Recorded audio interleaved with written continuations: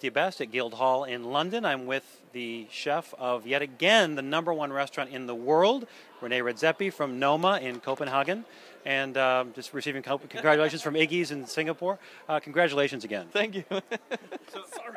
That's okay. Go right ahead. No. No, one more time. That's one more hug, of course. This is a big night for these guys, absolutely. And all their colleagues are here. 47 of the top 50 in the world came to London for this award tonight. So I saw you had a lot of your staff tonight, including your dishwasher, correct?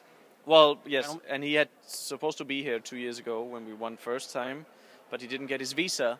And so this time we applied for the visa many months beforehand, and we received the visa on Friday, this Friday, literally 3-4 o'clock with DHL. We actually expected it not to arrive, and we thought, oh shit, sorry, am I allowed to say shit on American TV?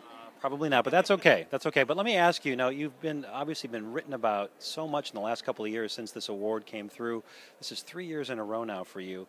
How has this changed the restaurant? How has this changed what you do every day? Because you said many years ago, you looked back in the books, you had 14 people for service one night. Now you've got a 1,000-person waiting list. Yeah. So, I mean, that change is just super dramatic, but it's also amazing because it gives so many opportunities, not only to cook whatever we want to cook, but it gives us sort of a financial stability that you know what you have in and you can plan better.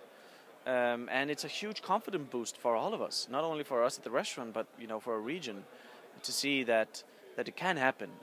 Even in an area where presumably it shouldn't happen, in this, cold, barren, dark area of the world, where Babette's Feast was written and made, and it can happen. Great flavors can come anywhere from.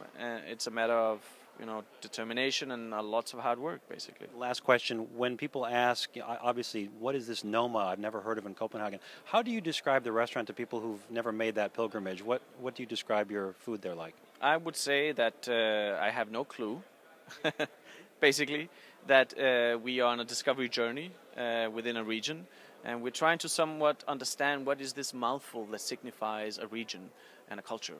And that process we are not done with. We're still kind of explorers, and hopefully we will never be there.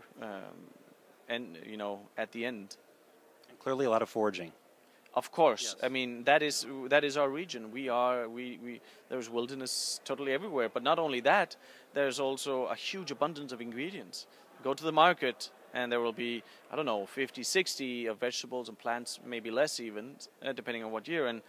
And if you kind of tap into the wildlife, and you will see plants, roots, berries, fruits, seaweed, sea plants, vegetables, things that are simply wild. Remember that most of these domesticized agriculture used to be wild at one point.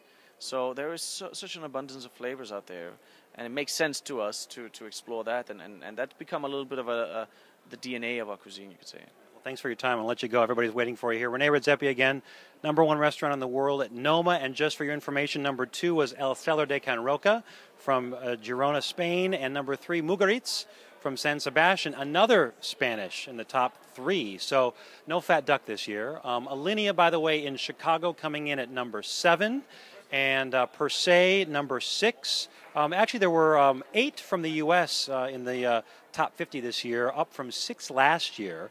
And then in the 51 to 100 category, there were 4 from New York City, 2 from California, none from Chicago, unfortunately. But that's the latest here from London, the world's 50 best restaurants. I'm Steve Dolinsky reporting.